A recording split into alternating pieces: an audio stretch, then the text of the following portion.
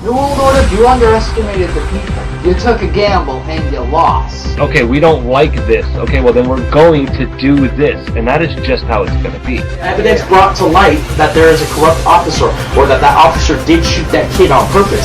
I don't care how I look, I don't care how I sound, I don't care what the beat is. I just care the message gets across.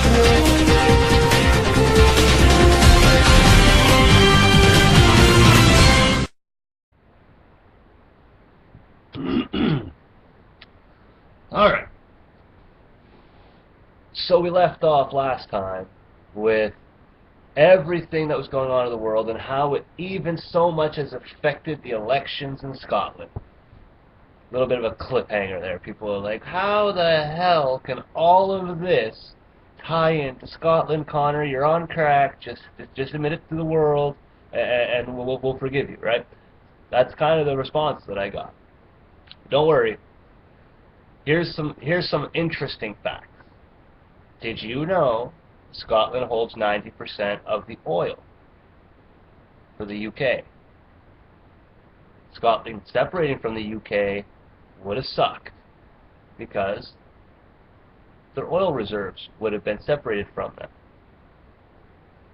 And the funny part is as an independent nation, the first thing Scotland would have had to do would have been to fight off an American invasion. Sounds like Scotland needs some freedom. So, how do we know this? Because we know that the oil in Scotland is controlled through American assets. So if Scotland became independent in its own country, and an oil-bearing country to boot, well, can't have too many of those kicking around that the Americans don't control. Bang. Right there. That's a big thing to think about. Scotland and the New World Order. What would happen then if they would have become an independent nation? They would have needed a currency. This isn't rocket surgery, guys. Brand new country needs a currency to conduct trade within itself. They would have been in a position to create a currency, guys. They could have chosen to back it with gold. They could have chosen to back it with water, with oil, with whatever the hell they want. They could fucking back it with wood. It wouldn't matter. It would be backed by something. So, knowing that, we knew, but even before the election took place, even before we kind of figured out that it was rigged, we knew that these decisions would affect the American Federal Reserve. What else does a new nation need? Okay, so we got ourselves a currency. It's a brand new country, guys. We're gonna need a lot of it. It's gonna need a loan from somewhere. Where does that loan go? Now, in the traditional sense, you know, all of last year, the loan would have come from the International Monetary Fund, better known as the IMF. So any country that is in a pickle would make a loan from the IMF.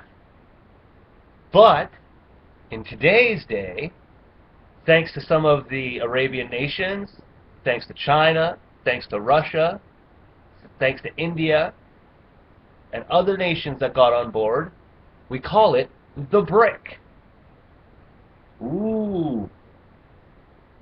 What's the brick, Connor? The brick is actually the exact same thing as the International Monetary Fund, but not so much. You got like a McDonald's Burger King thing going on here. They both sell burgers, they have different names, and they are what?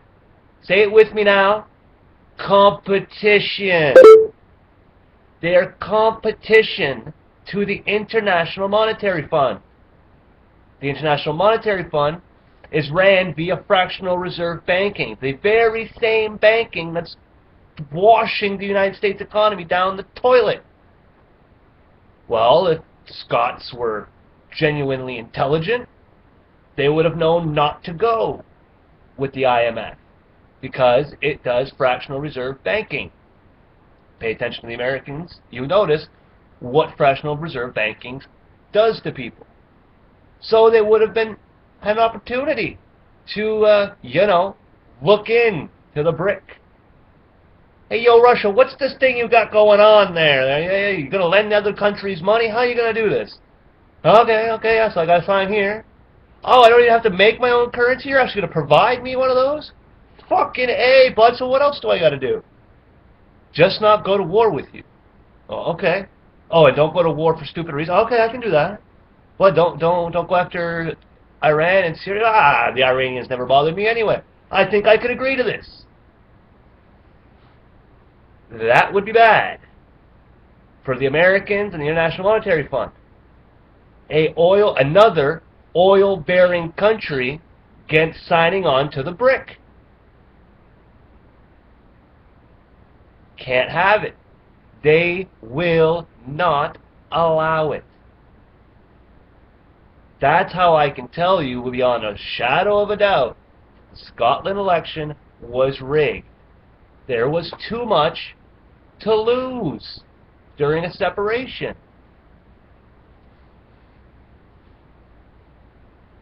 Nifty, eh?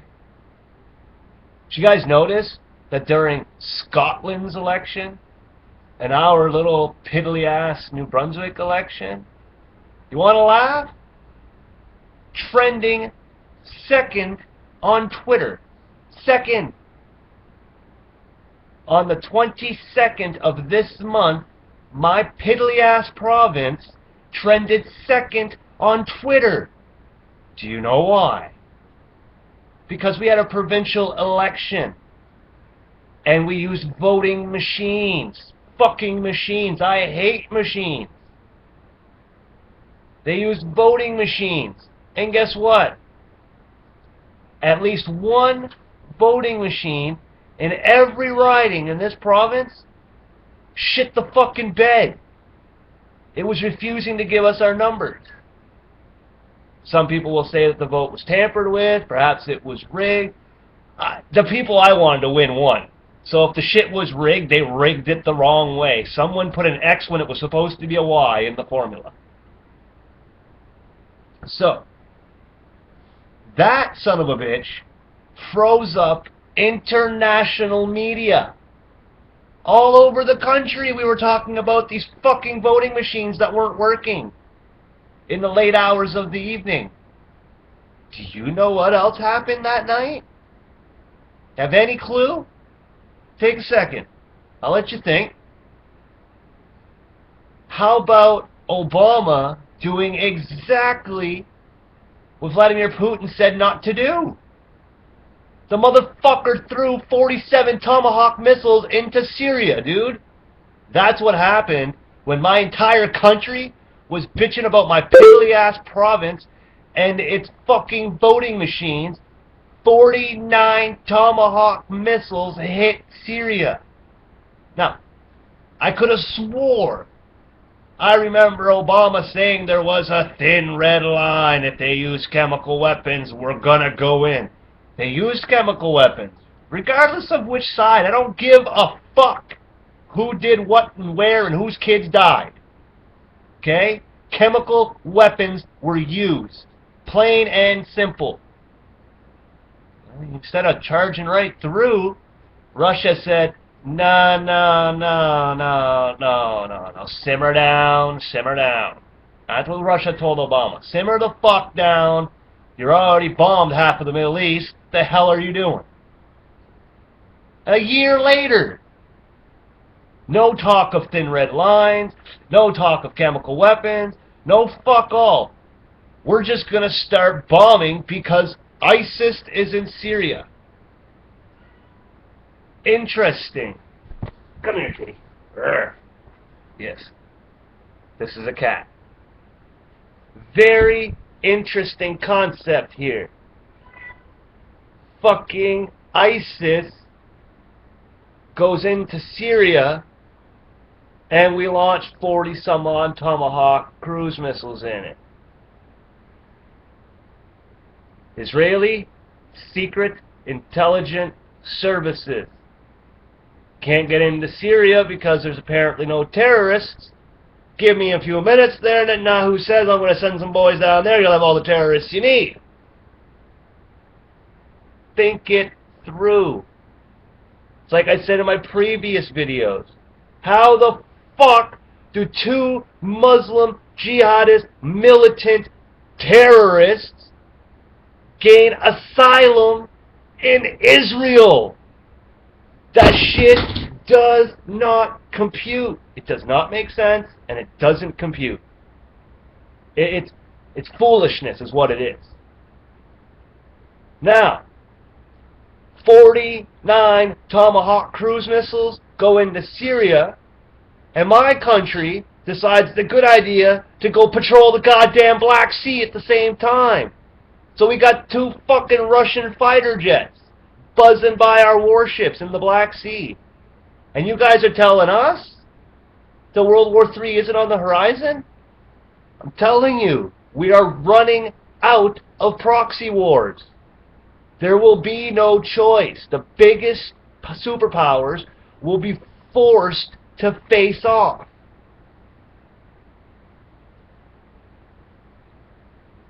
This is going to be fun. The stories that are going to spin out of this are fucking fantabulous. I can tell you right now where the next terrorist strike is happening. When it happens, it's going to happen in the United States. That's almost a given. If it's done to Canada, it'll be revered as an act of war. It won't be an act of terrorism. If something happens, if Russia does something to Canada, we're not going to say Russian terrorists hit Canada. We're going to say Russia declared war on Canada. That's what we're going to do. Fuck the whole terrorist fucking hootenanny. Motherfucker, bomb something in Canada. Act of war. You're fucking done. We're coming. All 35 million of us. Yeah, Canada is huge, but it is quite small in its population. So stop fucking complaining about Harper not being at the climate change summit in the UN. Harper never did anything good for Canada to begin with. He has never appropriately represented the people, and you want that motherfucker to give his opinion on climate change in the UN? No. When you say nothing wrong, you have to explain nothing. The less you say, the less you have to explain. Harper not being at the climate change, I don't give a flying fuck. Because you're asking one of the larger nations in the world that has one of the smallest populations to worry about its carbon footprint. We have most of the natural resources on this continent. We have more forests than the United States has. We have more forests than most people in the world have. Your fucking oxygen comes from us and the rainforest and all the nations that have lush grasslands and forest lands in them. You're asking a nation of 35 million people or 32 million people, fuck it, we'll say 40 million, assuming there's some babies on the way, just to make it worth it. You're asking someone with a population of 40 million people to take climate change seriously when we have someone like the United States that has hundreds of millions of people in it that can't do fuck all except blow shit up? I'm sure the soot coming from the fucking Middle East right now is not helping the goddamn ozone, you dumbass. I'm sure 49 Tomahawk missiles is not a good thing to be blowing up on the planet, and you're going to talk to me about fucking climate change? Let the climate change. I live in Canada. All that means is my ass will be Florida. Yeah, we're going to flood here and there, and the fucking oceans will recede eventually. Be nice and hot up here. Unbearable in Mexico. It'll be like fucking the deserts of the Middle East won't be able to get along down in Mexico, but we're fucking great. We got snow. We don't care if the climate changes, guys. Like, come on. It only helps us. Melt the fucking Arctic. Do you know how many secrets are buried in that ice? Less digging for us to do. Like, Jesus fucking Christ, this planet has been around for billions of fucking years. You're asking me like the planet has never decided to melt ice on one side and put it on the other? Come on. It's not rocket surgery, guys. fucking mad because we missed the climate summit. I'm mad because you just bombed a fucking country that didn't deserve it, you ignorant fuck! Ooh! You're lucky I'm not a terrorist. You're fucking lucky I'm not a terrorist. You're lucky I'm no more intelligent than I am. Because I'm not even going to finish my sentence. You'd be fucked. You'd be fucked. I'd lace myself with fucking smallpox and Ebola and everything out there, and I'd come and visit your ass. You fucking idiots. I hope the Ebola crosses the African line. I fucking hope it does. Personally, I hope it finds its way right inside of Israel. Can't we drop a couple of fucking dead Ebola bodies on the way by? Like, fuck, you're not gonna nuke them. You're just gonna let them diddle fucking little girls. Like, you... Fuck! And you wanna ask me why there's a multi-billion-dollar pedophile business? How about you ask the race, nation, culture, and religion that condones the fucking shit? Come on!